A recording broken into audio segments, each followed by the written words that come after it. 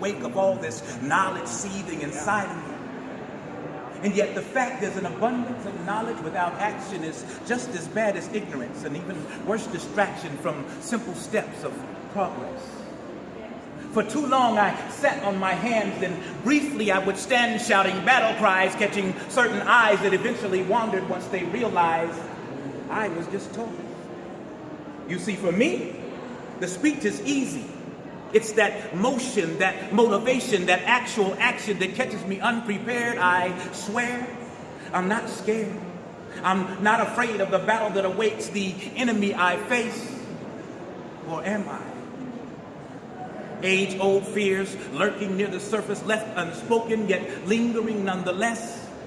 Got my stomach twisted up in knots, almost visibly weighed down with stress.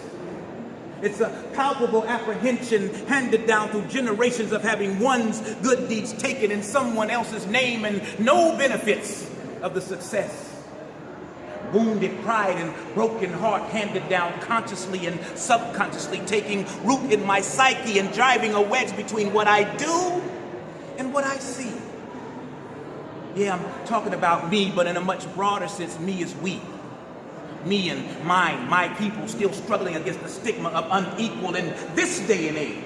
Still acting out the effects of a deep-seated rage rooted in generations of brains, unresolved pains, mentally shackled in chains with no true respite, no real freedom in sight for a mind that was forcibly taught all that is wrong is right. It's that house slave versus field slave gamut played successfully as we willingly, if unwittingly, sell our souls and humanity for rims, Timbs, and gold. All boldly packaged and sold in a wrapping that plainly shows how easy it is to keep us divided while another's power swells and grows. You see, as simply as I see it, I must realize that many don't know. We've been led to believe that happiness can be purchased for the right price, and if you're poor, then you're just messed up and left out.